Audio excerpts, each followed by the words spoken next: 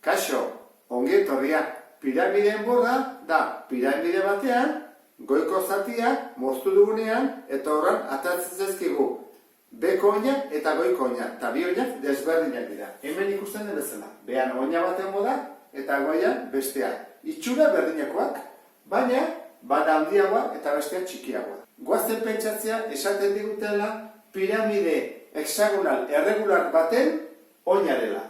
Horrek esan nahi du, betik erregularra dela eta goikoa ere bai. Beraz, hau zer da? Hau hexagono erregular bat da. Behan, beste bat dago. Eta alboko azalerak zer dira? Ez dira hemen azaltzen dira bezala triangeluak.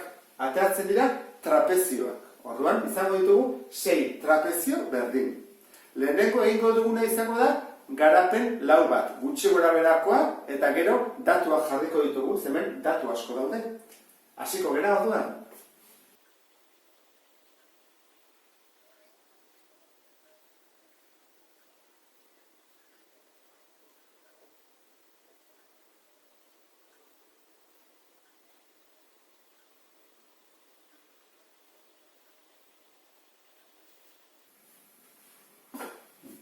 Azkar egin dut, baina ikusten da, ezta? Alboko azalera eta gero dugu oina eta beste oina.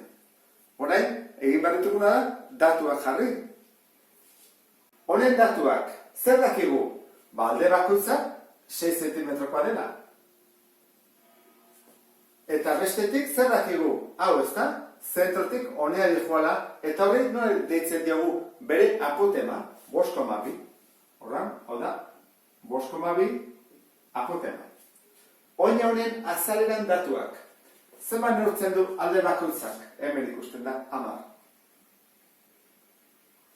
Eta beharko dugu betere apotema. Apotema da hemenik erdia doana. Zein da? Ikusten duzu, aldearen erditik doa zentrora. Hau da, beraz, 8,76. Eta azkena. Hemen ditugu 6 trapezio. Trapezioantzat gogoratu zaitez. Jakin baritugu oina, gehi oina, bider altura. Orduan, honen luzera bakiku zein den? Bai, honen berdinea, 10. Eta honena, bai, 6. Falta zaigu altura. Zein da trapezioen altura? Hemen bi gauza daude. Edo da, zein da luze zaizuna? 14,6 edo 15.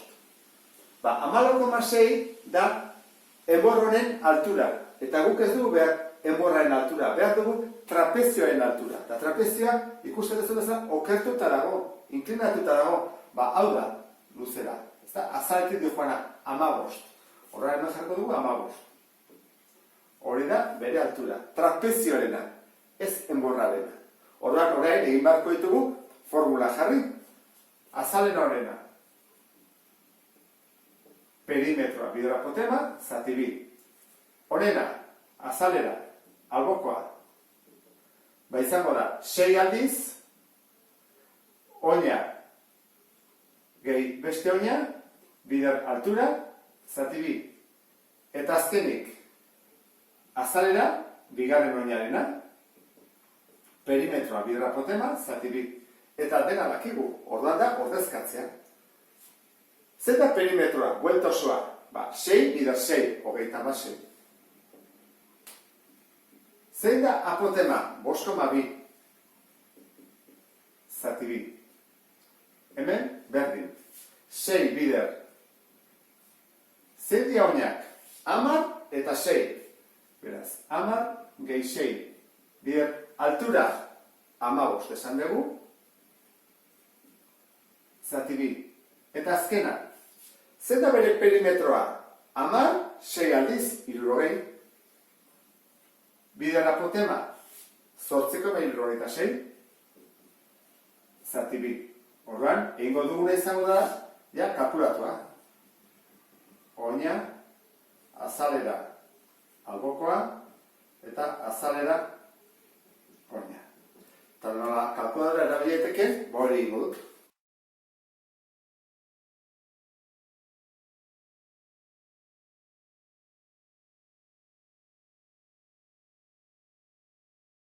Eta orain, azalera, totala, edo guztia.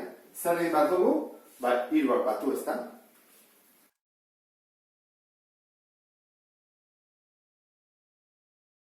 Eta honekin bukatzen dut ariketa. Beste bat arte, agur!